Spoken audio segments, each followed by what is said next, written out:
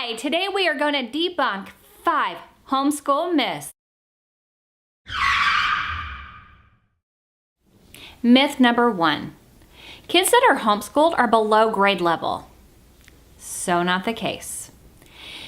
Kids will learn at their own pace. Some kids will learn faster than others. Some kids may take more time to pick up certain skills, and every kid is different. And if you have a parent, teacher, that cares about that kid and is willing to work with that kid, you're going to see progression for that student, whether it is in a public school setting or a homeschool setting. I don't want to say that all homeschool kids are at or above grade level, because that might not be the case. Every child's going to be different, just like they are in public school. And we want to provide them with what they need so that they're progressing and they're learning, whatever that is.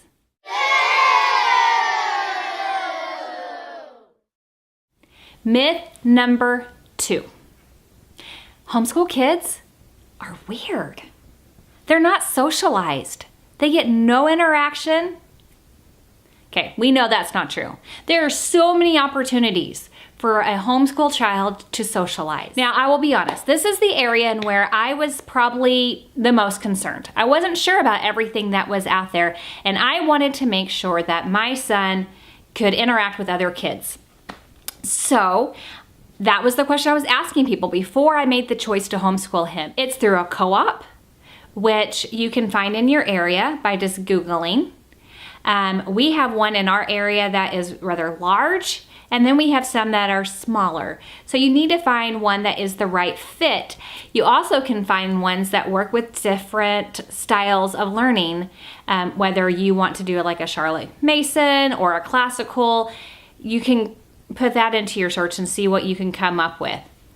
We also have groups that are on Facebook, so we get together for field trips and park dates, play dates depending on the age of your child, whatever you want to do. And I think that's a really great thing. Also groups that get together for like a drama club or an art club, a chess club. So many opportunities to get your child interacting with other children. Now, not all the kids might be the exact same age, and that's okay, because that's life. We don't all interact with everybody of our own age. We interact with some that are younger than us and some that are older, and we learn how to work with anybody in which we need to work with. And I think that is perfect. That's real world, and that's what we want for our kids. Now, myth number 3. If you're homeschooled, then you're never going to go to college. So not true. So, give you one example. My husband works with a colleague who was homeschooled her whole life. Her brothers are currently being homeschooled. She is a graduate of grad school, and she has her doctorate, and she was homeschooled.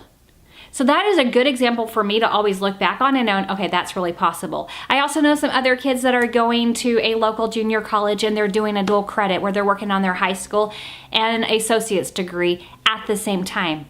There are so many opportunities. Now, what I would suggest is if you're homeschooling and your child is already showing interest in a particular college or university, is to contact them and just ask them what path you need to go on in order to make sure that your student is in the right direction in order to get into that school.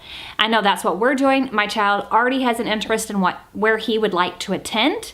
And so I've already been on their website. I'm already well aware of the path that we need to take to help him achieve that goal that he has set for himself.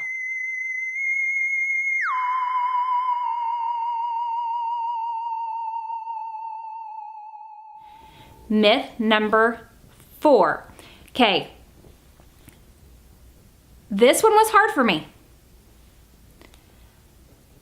If homeschool doesn't look like school, like if I don't have a classroom and all the things set up on the walls, word walls and charts and graphs and things like that, it's not school.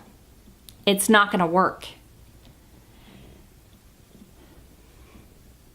That is not true. Now, I started off thinking that homeschool needed to have a certain specific schedule every day. We started our day off by 8:30 in the morning. We did math for 45 minutes. We did science for 45 minutes. We did writing for 45, whatever your schedule's gonna be. And that is good with good intentions. And some people need that, and that works for them, and that is totally fine, because you need to figure out what works for you. I found out, you know what? That wasn't working for us. My homeschool days did not need to resemble school. My schedule could be a little bit more fluid, and it worked better. Some days we get off on a great start, and my child is done with everything. Like, he is just busting it. And he can be done in like 2.5 hours. And there are some days where he drags along and his days go a lot longer than that. And you know what? I'm okay with that. That works. There are some days where maybe we have some other things that we want to do. We want to meet up with a friend. We want to start the day off with a field trip. Whatever it is, it doesn't matter. If he is learning and he is progressing, then that works. It doesn't have to look like school. So homeschool does not need to look like public school in order to be working. The fifth and final myth that I would like to bust is I could never homeschool. I can't do that. I don't have the patience. I'm not educated well enough. Oh, I couldn't teach my kid math. Okay, this is a big one that we're busting because there's multiple levels of that, and this is the one directly directed at the parent that would be homeschooling. So, first, when it comes to patience, they're your kids. Sometimes they will try your patience, and it is not always easy.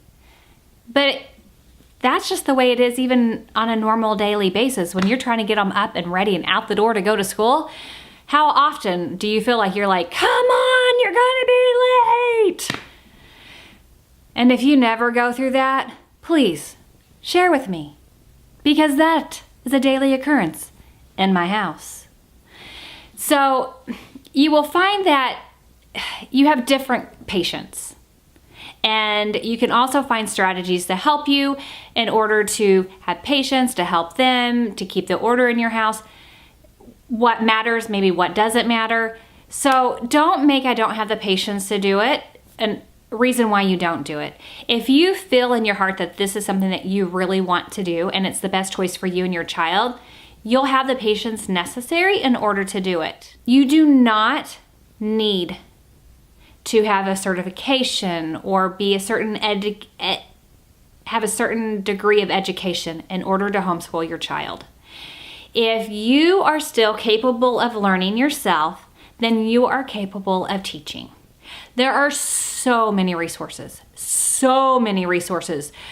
that you can find that will help you, whether it's watching a YouTube video where they walk you through the math steps, or if you need to know more about a particular grammar question or whatever it is. There are so many resources that you can look up, and you will find somebody that teaches it or shows it in a way that will work for you, because we all learn differently and we all need to learn differently. And that goes true for if you're teaching something and you find that your child's not picking it up, then pull up a YouTube video. Maybe somebody else will say it differently, and that will be the light bulb moment that your child finally gets it. You do not need to have a degree in order to teach your child. You just have to have the desire and the best interest of your child. Now, those are 5 myths that we have busted.